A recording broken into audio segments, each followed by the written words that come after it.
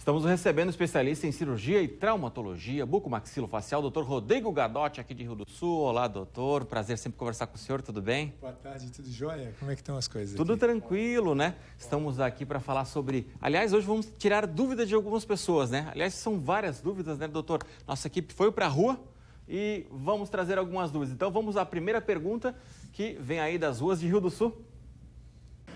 Eu gostaria de saber quando que é indicado a retirada do siso e por que ele dói tanto quando ele nasce. Retirada do siso, eu acho que é uma das maiores dúvidas que ficam aí. Pois é. Até, na verdade, quando a gente veio aqui hoje, porque resolveram fazer as enquetes, eu achei bem interessante essa pergunta. E o que acontece? O siso, geralmente pela faixa etária da pessoa que estava perguntando, a gente já vê, geralmente ele começa a nascer, erupcionar, né, aparecer ao meio bucal, ali, hoje em dia, dos 13, 14 anos até os 20 e poucos anos. Mas ali pelos 17, 18, 19 é a grande maioria dos casos. Na minha época se falava assim, ó, o dente é o dente do juiz, o siso. Exatamente. Então, assim, esse ditado fica muito ainda, né? Ele é bem enraizado ainda, essa questão do dente do juiz, do dente do siso. E realmente ele nasce geralmente nessa faixa etária. Geralmente tem que ser removido. Por quê? Por causa que ele existe pouco espaço na boca para ele nascer. Porque geralmente, quando ele vai erupcionar, vamos usar o termo nascer para ficar uma forma mais simples de a gente conversar. Quando ele vai nascer, quando ele vai apontar para o meio da boca, para a boca, geralmente os dentes estão já todos lá na cavidade bucal. E cada vez mais os pacientes, ainda bem, tem menos cárie, tem menos perda de dentes, tem menos destruição dentária, e isso automaticamente os dentes acabam ocupando todo o espaço da boca, sobrando ou faltando espaço para nascer aquele siso que está lá no fundo. Esse siso, muitas vezes, quando vai nascer, a gengiva que está ao redor dele acaba formando um tipo de processo inflamatório. Nada mais é do que um processo normal inflamatório da erupção dele, do nascimento dele, só que além disso, ainda tem acúmulo de resíduo associado a essa erupção, que na verdade, por ser lá atrás, o paciente não consegue escovar direito, ele já está atrás de outro dente que também é grande, que já é difícil de escovar, e isso automaticamente, quando ele nasce, acaba causando mais dor, acaba causando mais infecção, acaba causando mais inflamação. É todos os casos que acontecem isso? Não, não são em todos os casos. Existem muitos pacientes onde os sisos nascem, erupcionam, vão para o local normal deles sem problema algum. Porém, existe um grande número também de pacientes onde o siso nasce, mas ele nasce parcialmente, ou seja, só uma pontinha. Daí o paciente diz, eu tenho um dentinho pequeno lá no fundo. É como se fosse um iceberg, na verdade você vê a ponta dele, mas por baixo da gengiva tem bastante coisa, bastante estrutura dentária.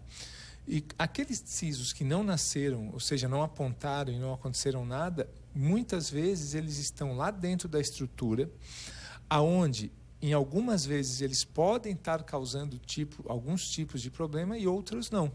Por isso a importância do diagnóstico, por isso a importância do acompanhamento, por isso a importância de fazer a consulta, principalmente nessa faixa. A partir, na verdade, que o paciente erupcionou o primeiro dente na primeira infância, já fazer uma avaliação odontológica e acompanhar de tempos em tempos essa erupção, esse nascimento, a evolução da arcada dentária. Ou seja, o dente siso ele não é pequeno? Muitas vezes ele é tão grande quanto o dente que está imediatamente à frente dele. E aquela história, doutor, só ligeirinho que antes da próxima pergunta, que agora me veio uma dúvida também, o pessoal fala bastante. Os dentes da frente, eles são mais fracos que os de trás? Não. Não? Não. Necessariamente não? Não. Na verdade, isso são filosofias de estudo, onde na verdade tem muitos pacientes que dizem assim, meus dentes começaram a entortar aqui na frente, depois que nasceram meus sisos, que os sisos estão lá no fundo. Hoje a gente acredita que é pouco provável que a força eruptiva dos dentes que estão nascendo lá no fundo, que são os sisos, tenham capacidade de estar deslocando, ou seja, estar mudando a posição de dentes anteriores. O que acontece é que geralmente o paciente possui fases de crescimento, onde essa fase muitas vezes coincide com a erupção do dente, e aonde essa fase de crescimento acontece, acaba tendo leves movimentações, que a gente chama de apinhamento desses dentes anteriores. Agora, não necessariamente eles são mais frágeis do que os dentes de trás.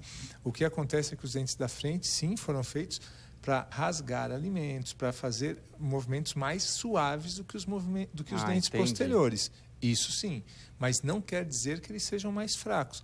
Eles têm outro tipo de função, porque senão, se você tratar a mesma função com o dente da frente, os dentes de trás, automaticamente os dentes da frente, que não foram feitos para fazer alguns tipos de processo, eles vão sofrer.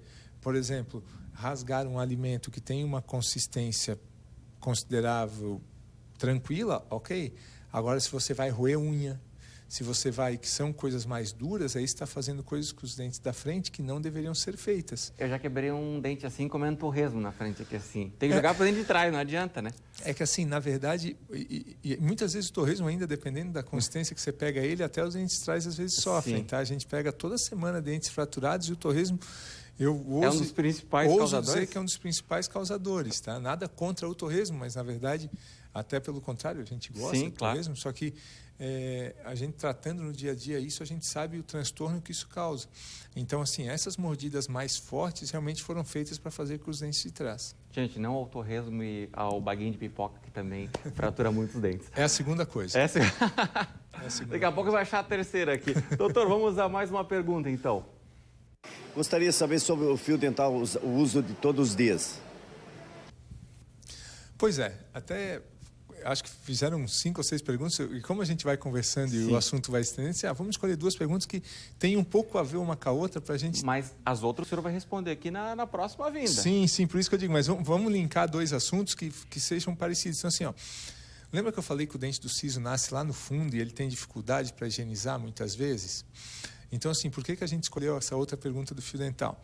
O fio dental, ele é um artifício, ele é uma manobra que a gente usa para o paciente poder limpar os dentes entre um dente e outro. Ou seja, o dente, ele possui 5 faces que você precisa limpar. Aonde com a escova você alcança 3 faces dele. 2 faces dos dentes, como um está encostado no outro, você não consegue limpar, a não ser com o fio dental. Então, o paciente eu sempre digo assim, qual dente que eu devo passar fio dental? É uma pergunta bem frequente. Assim, pois é, o mais indicado, e o indicado é passar em todos, porque, na verdade, todos os dentes possuem 5 faces. A escova, por mais bem escovado que seja, por maior capricho que o paciente tenha... Não chegar lá? Não vai ter como chegar, é humanamente impossível. Agora, sim, o que eu oriento? Precisa passar 3 vezes por dia o fio dental? Não. Passa 1 vez por dia o fio dental, porque a gente sabe que o fio dental você perde um pouco mais de tempo, embora depois que tu pegou o hábito de fazer rapidinho, tu vê que em poucos segundos tu passa. E tem gente que passa de uma outra forma, né? Eu, pelo menos, enrolo nos dedos aqui, e acho que fica mais rápido e... Hoje existe uma forma, hoje não, faz tempo que tu enrola no dedo, fica com espaço pequeno, tem gente que gosta de ficar com espaço maior, mas na verdade assim, o que importa é a forma que aquela forma que a pessoa faça seja eficaz. Existem formas mais simples, mas que às vezes por causa da motricidade, às vezes por causa da habilidade do paciente, ele se adapta mais de uma maneira ou mais de outra. Hoje existem fios dentais que são montados, ou seja, se você procurar em redes de farmácia, supermercados, você vai ver que tem umas hastezinhas plásticas, onde na ponta tem um fio dental já esticadinho. Então, tem pacientes que às vezes têm dificuldade. E a gente está falando em pacientes mais novos. Mas se tu pegar pacientes com mais idade, com os dentes naturais, ele vai ter muitas vezes um pouco mais de dificuldade para passar. Ou às vezes pacientes mais jovens, que nem eu tenho um filho de 3 anos, a gente tem que passar fio dental nele, com os dentes, a escova, no caso dele, não consegue passar também, porque ele tem um dente próximo do outro, e a gente passa o fio dental. É muito mais fácil a gente estar passando com aquele fio dental montado, que ele já vem pronto para isso. Então, assim, e por que a gente puxou esse assunto? Porque lá no fundo, aonde você consegue higienizar, uma das formas da gente conseguir higienizar é também passando fio dental. Mas em nenhuma delas vai fazer o siso ir para o local ou não. O que acontece é que com uma boa higiene, aquela gengiva acaba se mantendo mais saudável e suportando melhor o carregamento de alimento, suportando melhor o próprio nascimento daquele dente e tudo mais. Doutor Rodrigo, muito bom sempre conversar com o senhor, tirar essas dúvidas. E o senhor volta aqui no JR para responder mais algumas dúvidas da comunidade, hein? Eu que agradeço o espaço, na verdade, e como a gente falou, né, as perguntas estão aí, a gente linkou 2 assuntos que eu acredito que fossem parecidos, e realmente eu fico agradecido pelo tempo. Obrigado. A gente que agradece.